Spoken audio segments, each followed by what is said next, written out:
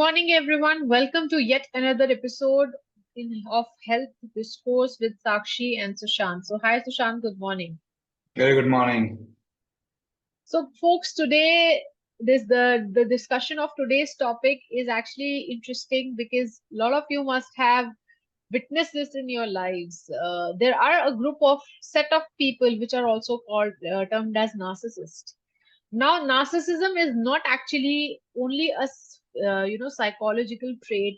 Many people relate it with a certain type of a personality.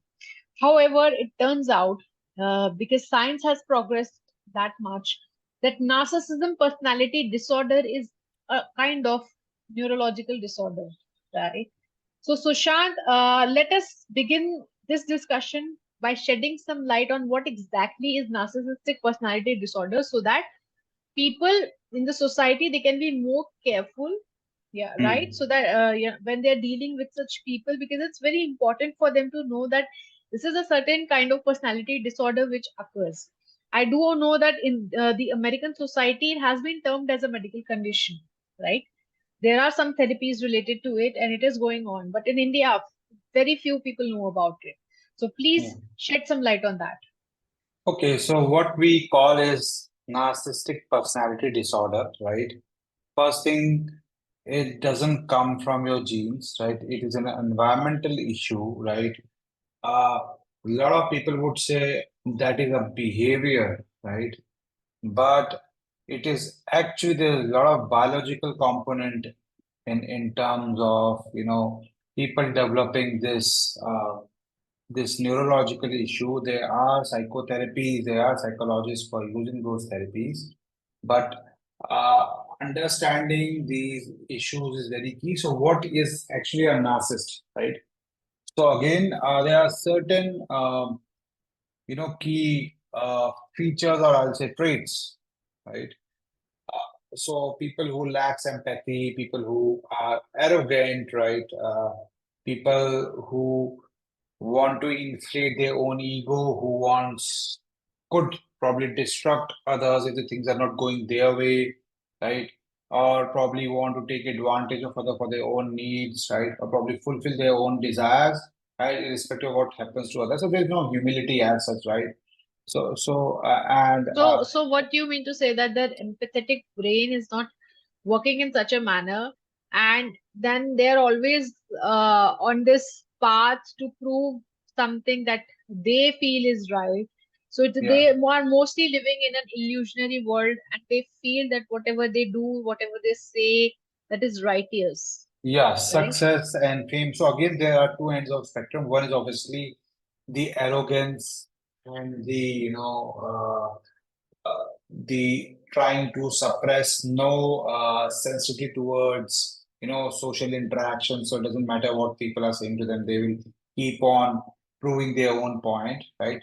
Other are probably more on they are more inclined towards approve of others for the acceptance, right? Probably they are people who are more have shame for their emotions and needs, right? Who get hurt very easily, right? Who are embarrassed very easily. It's the two ends of spectrum. One is obviously the people who are arrogant, who will keep on, proving their point, who will leave no place to actually make you believe, make you they'll stoop very low to harass you and a lot of these things, and probably they would think so in simple way. There are a lot of such aggressive people. They will think that if I'm not happy, why others? How others can be happy, right? So that is what we call is grandiose narcissist, right? So again, these are driven by success and fame. They are low on agreeability and high on extrovertness, right? They look for approvals in terms of admiration. They want someone admire them, appreciate them, right? Even if they are wrong. Okay, So that is which means that if people keep on appreciating them and fueling their boosting their ego, it's going to make that worse because then that expectation is always there that uh, increases. It actually it increases. increases, right? And I think yesterday only I was interacting with one of the discussions related to the narcissism only. And that actually someone, there was a lady who actually said that, I don't remember her name, but she's pretty in the world of psychiatry and behavior problems. She's a renowned person, and she actually said that these things stem from childhood, and parents are actually responsible for it, because when they're always saying that, okay, you've done such a good thing, you're always, giving them compliments. You're never telling them, okay, this is something you should correct, or you're wrong somewhere, right? It stems from the early childhood, when the child is always expecting that only good, I am the best, right? Yeah, and again, there's also, so you are right, there are certain childhood component here. So again, we have to look at both aspects, right? Psychometric aspect as well, psychotherapy and psychometric, and so if parents are into a violent behavior, or they are indifferent to each other, that's the kind of trait which these grandiose narcissists, or to be narcissists, they are themselves narcissists and they acquire, right? And you and me, we have seen this thing in our life also, right? To a larger extent, we have seen in our respective families before we came together, right? That there were a lot of such issues in terms of, narcissism, probably doing a lot of destructive things to overpower, and these things are there. In fact, I really don't know the name, but yesterday, last couple of days, there have been a lot of discussions on LinkedIn on particular topics with respect to health, and there's some people who are trying to prove their point, and so all these are sort of So yes, grandiose. we sort of saw those traits in some of those people. Yes, we of course did. So I think let's continue this discussion with respect to the science now. That now we have told, I mean, we have revealed these are the kind of traits. If and please, all the listeners, whenever you come across people who have these traits, so do listen to this complete talk, and we will actually tell you what exactly you can do to deal with them, right? Because these people are also a part of the society. It's not that they are left alone, they can be left alone, but there are ways and means to help them as well. So Sushant, let us first begin with the biological component. How Sure. biologically, what kind of disbalance is impacting their So brains? first thing, let me complete this. So we have grandiose narcissists, we have vulnerable narcissists. Now, vulnerable narcissists are Yes. those which generally gets hurt easily, gets embarrassed, right? They are looking for other acceptance, right? So probably So if someone said they might victimize themselves. They might tell that they I'm the are, victim. I'm the yeah, they victim. are.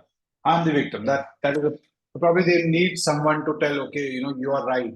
They need acceptance of others. They're also low on confidence, right?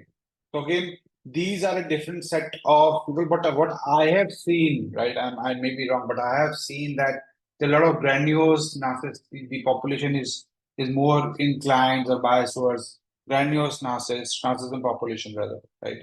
Not less and vulnerable. So coming on to biological component, right?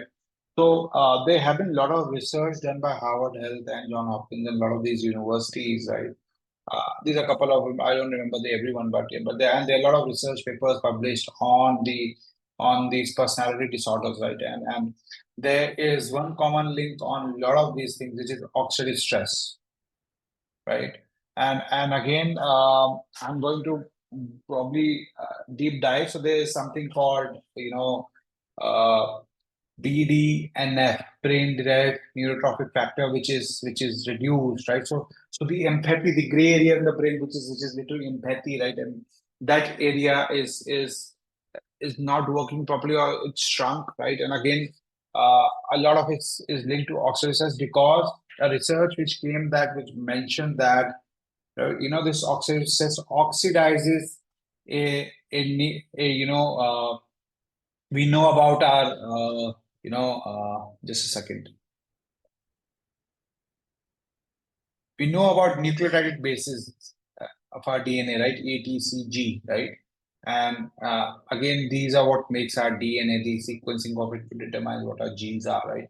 So guanine G, right? Guanine is one of those nucleotide bases, and in cases of these personality disorders, this oxidative stress actually oxidizes guanine, which leads to DNA damage, right? And again, there is a lot of information and oxidative which This leads to overexpression of TNF alpha and IL-6 and a lot of these cytokines, which is again linked to this personality issue. And again, not everyone has, but people who have these personality issues also have a high risk of developing obesity and type 2 diabetes, right? Because of oxidative stress. Now, few points we have to remember in terms of oxidative stress, what oxidative stress is, right?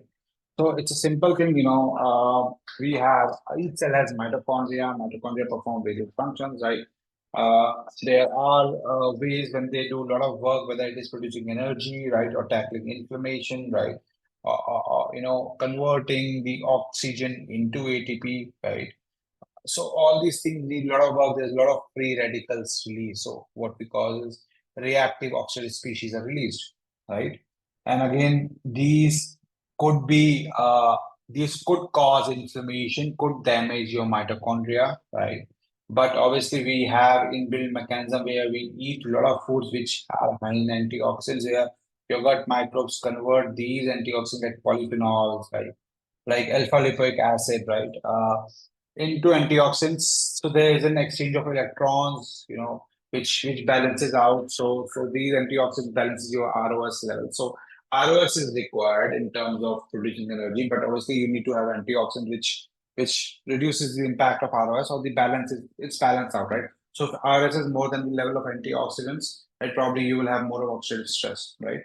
So again, so your dietary choices impact your these personality disorders, right? First thing, this is one way where we look at oxidative stress. Other is, I think we discussed this in seed oils, that seed oil stock, which we discussed, that a lot of these polyphenols, polyunsaturated fats, oil, right? These are easily react with oxygen to produce oxidative stress, right? Now, so people who are using a lot of polyunsaturated fats, processed foods, chips, and all these burgers and all those restaurant foods, they also have a high risk of oxidative stress, right? So these are two reasons, right? And again, another important aspect here is the uremic toxins, right? Which is related to kidneys. Yeah, and again, because kidney has a lot of mitochondria, right? Also because that there's a lot of these solutes and these harmful toxins which kidney filters out. For that, kidney needs a lot of energy, so there's a lot of mitochondria, right? So if there are a lot of uremic toxins produced, again it is linked to. Again, we were discussing about this protein thing which is going on, and we had a long discussion and heated discussion on this last couple of days. So probably I'm going to tell you this, so that couple of metabolites, microbial metabolites, such as indoxyl sulfate, right, which is your microbes consuming tryptophan, okay, and converting it into indole derivatives of indoxyl sulfate, which is a uremic toxin. Similarly, precresol, which is again a byproduct of tyrosine. Again, tyrosine is a non-essential amino acid, but it is a byproduct of phenylalanine, right? So again, then we have something called TMAO, which is again a byproduct of lecithin and choline. Again, these are found in foods such as eggs and kidney beans. So it doesn't mean that it's bad for everyone, right? Because people think it is bad. It is depends upon your microbiome, which microbe is actually what they're doing, what they're producing, right? So again, if these uremic toxins are being produced every day, daily, or there is overproduction of these uremic toxins, it creates a lot of in terms of work for mitochondria, which causes a lot of production of reactive oxidative species, which causes oxidative stress, right? So these also lead to overexpression of TNF alpha, IL-6, and a lot of these things. So people who have these personality disorders would have a higher risk of chronic kidney disease as well, right? So people who are consuming high protein diet probably are think that we are a protein deficient nation. People are eating a lot of protein. They are susceptible to these issues as well, right? So it's not only the metabolic issue, but it's also the brain development issues, or the personality issues, again, because The our body behavior is connected. problems. Yeah, so Behavior it is connected. Yes. So बचपन में हमारे our mother used to say chicken कम खाओ, गर्मी होगी गुस्सा आएगा, right? So they were not wrong. Even eggs, they used to say that in summers you have less eggs, and then Then Yeah. this revolution came, Sunday ho ya Monday, roast khao one day, because they wanted to sell those poultry No, farming. so that is a So different time because that time the microbiome was very diverse, right? yeah, It was, and the activity we was were level children that was time. We were and children activity that level. time. It used to come in Uh, TV ads and all those things. So I now completely can relate to these things, that whatever our elders have taught us about food is not really wrong. It is very scientific in nature. Though yeah, now we are now coming across researches and able to decode them through science, but this is actually, it was a very interesting way of regulating our meals, right? yeah, and then So so coming to the two more factors, which is the reinforcement from oxidative stress. So probably from my exercise performance perspective also, right? So a lot of people who are gym buffs who go to exercise, who do a lot of exercise, right? And they fall for these trainers recommendation. A lot of them will say take a lot of L-arginine or L-citrulline supplements, right? Now we have discussed about L-arginine earlier. L-arginine is something which is produced semi-essential amino acid. It is produced inside the body. We don't need external administration of L-arginine, right? So it is produced through uracycle. We know there is 5 or 7 electron reduction, right? So even if it is produced in kidney and liver, right? Right, liver could convert the arginase could convert this into urea and L-ornithine recycles back to citrulline recycle back to L-arginine. So there's never a sort of a deficiency of L-arginine. So probably when we're taking a lot of L-arginine, what happens is uh, excess L-arginine makes this ENOS a superoxide producer, which causes oxidative stress. That is not the only case. What happens because of L-arginine? There's a lot of inflammation going on because of this oxidative stress, right? So the nitric synthase, what we call the inducible NOS, which is again a response to our inflammation. There's an overexpression of INOS because of excess consumption of L-arginine, right? Which further causes oxidative stress, which also suppresses your, you know, uh, constitutively expressed ENOS and NNOS, which is again a beneficial nitric oxide synthase enzymes, which helps in regulating various cellular activities, which is a neurotransmitter, which regulates your blood pressure, a lot of these things, right? So, consumption of L-arginine could lead to production of superoxide or could lead to overactivation of INOS, which could cause further oxidative stress, inflammation, immune dysfunction, right? Again, oxidative stress is something we mentioned. It could oxidize guanine, and that's again an independent biomarker for these narcissistic personality disorders, specifically this oxidation of guanine, which is a strand in the DNA. So again, and second, and the most important, now another important aspect where again the role of gut microbiome comes into picture is the magnesium, right? So magnesium actually supports more than 700 enzymatic functions, right? It is found in various foods like spinach, almonds, and a lot of these foods. So when your mitochondria is doing a lot of stuff, there is reoxygen species, so it could repair itself or it could reproduce itself using magnesium as a cofactor, right? So magnesium is provided by your microbiome when they synthesize foods such as almonds and spinach and a lot of these things. So your gut microbiome have to have balance, right, to have these, magnesium absorption fully function. So there is a magnesium availability for neutralizing ROS effects, right? And again, if there's a lot of ROS, there is, lipids, it could react with lipids and increase your lipid periodic section levels, right? And which could actually, further trigger oxidative stress. So nutrition has a role to play because it's more of a biological component, right? Which nowadays what is happening is a lot of biological component, right? And so we need to understand, we do not blame, uh, yeah, okay, parents have a role if there is a lot of, violent behavior in the childhood. So there is an issue, or probably you are living with people with in your office space who are narcissists, probably, and you live with them, you stay with them, you work with them, so you exchange microbes, right? So obviously and it then you causes, always, when you are in an office environment, you also seek their approvals a lot of times, because yeah. that what's happened. I mean, somewhere, yes, it is psychological also, that people who may not be actual narcissistic, but they may develop a few one or two traits because of due to So I'll tell you one very, very interesting thing here, right? So suppose if your immediate superior is a narcissist, Okay. right? Or he's a political guy. He tries to, take advantage of everything so that he is the one who gets all the benefit, right? So if you are the one who is saying yes sir types of person, right?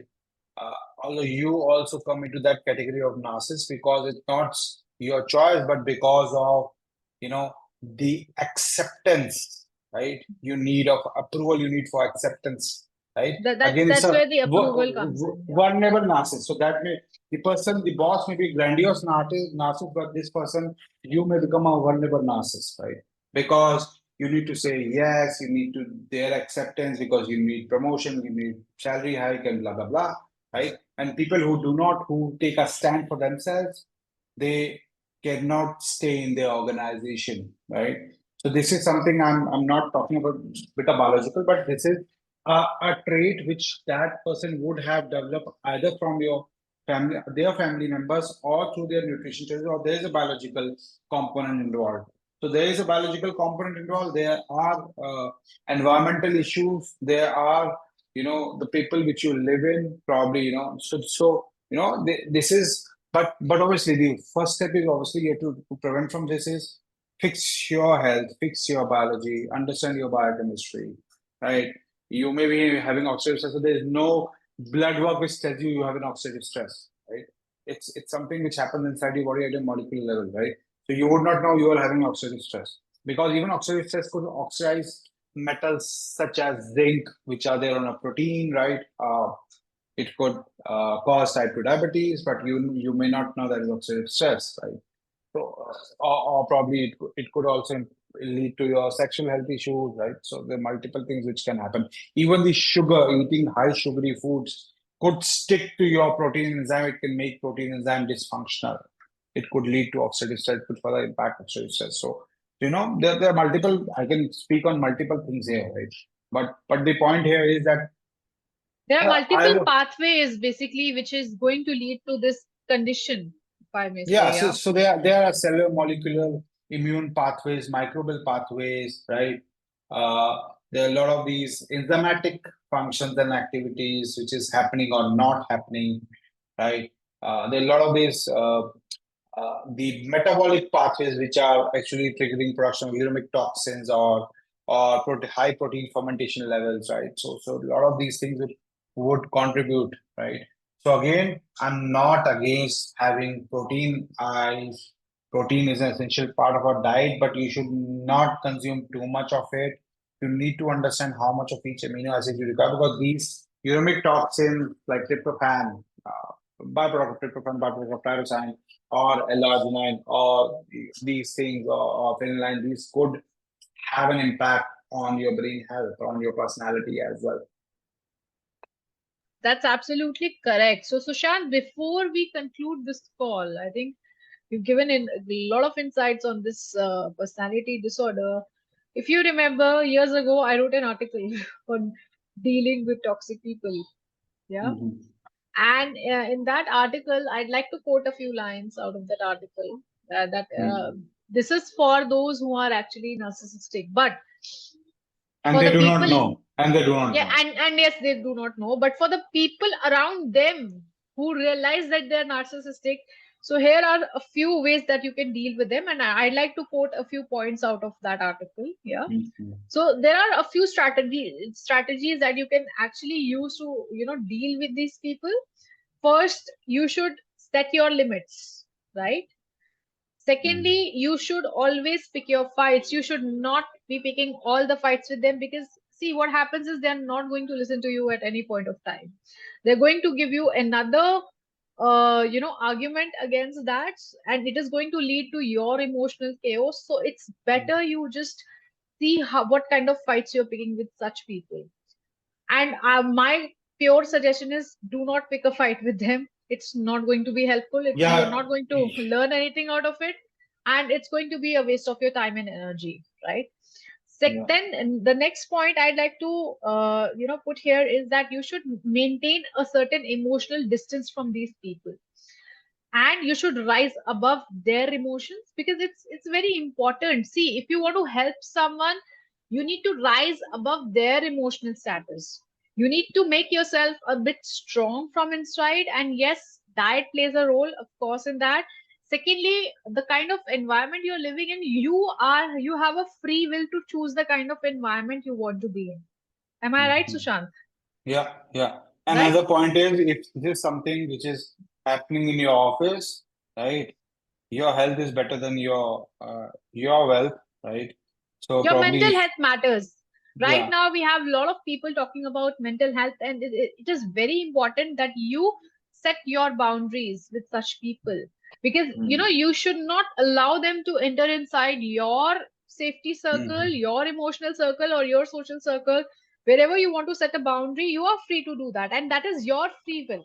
No one mm, can actually enter inside your head, inside your personal space, without your permission. So if such people mm. are actually a part of your life, it's actually somewhere it's your fault also, right? Yeah. So probably, do these things. The final say is probably fix your biology, regulate your biology, right? Yeah, So you should not have a lot of oxidative stress. Uh, but distance from such people, and do not try to engage, strike a conversation with such people who are either grandiose narcissist, right, or they will make you vulnerable narcissist, right? definitely. And also, if you feel that you want to help them, feed them some good amount of magnesium and some antioxidants which might help them. That is a little Yeah. suggestion. Or send it to us. We'll fix their microbiome.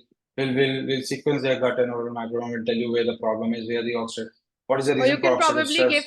you can probably give them one of our tests, which is Yeah. up the gut, and it might help them in order to improve their health. You never know, they might improve their emotional well-being also. So the whole point of this discussion is to help them, right? Yeah. And Yeah. help the people around them to identify such traits and deal with such traits, right, Yeah. Sushant? Yeah.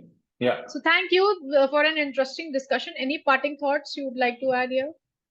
Yeah. So just fix your biology. Do not get indulged with this endless fights. You will find a lot of these things happening on social media.